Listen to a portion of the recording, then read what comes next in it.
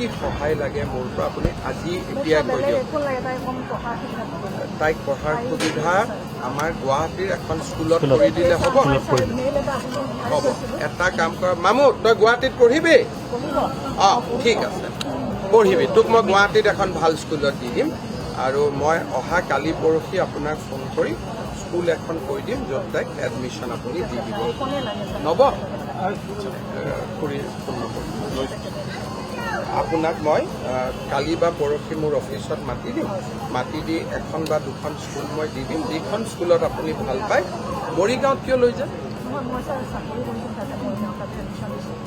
এতিয়া আপুনি ট্ৰেন্সফাৰ ক'ত হ'ল? এতিয়া আপুনি গুৱাহাটীতে আহিব। ঠিক আছে, তেতিয়াহ'লে আপুনি গুৱাহাটীতে দিয়ক তাইক। দে, এটা কোন ক্লাছ পালি মা? 10। বঢ়িয়া, এবাৰ মেট্ৰিক দিব লাগিব, ভাল হ'ব। হ'ব হ'ব, মই তোৰ ঘৰত আহিম দেই মা। মই একদিন ঘৰত আহি যাম। ঠিক আছে মা, তই একদম চিন্তা নকৰিবি, মই গোটেইখিনি কৰি দিম। হা, একদম একদম। তাই অসমীয়া স্কুলত পঢ়িছে। আপোনাৰ ফোন নম্বৰটো দিয়ক, আপোনাক মাতিলে তইও আহি যাব।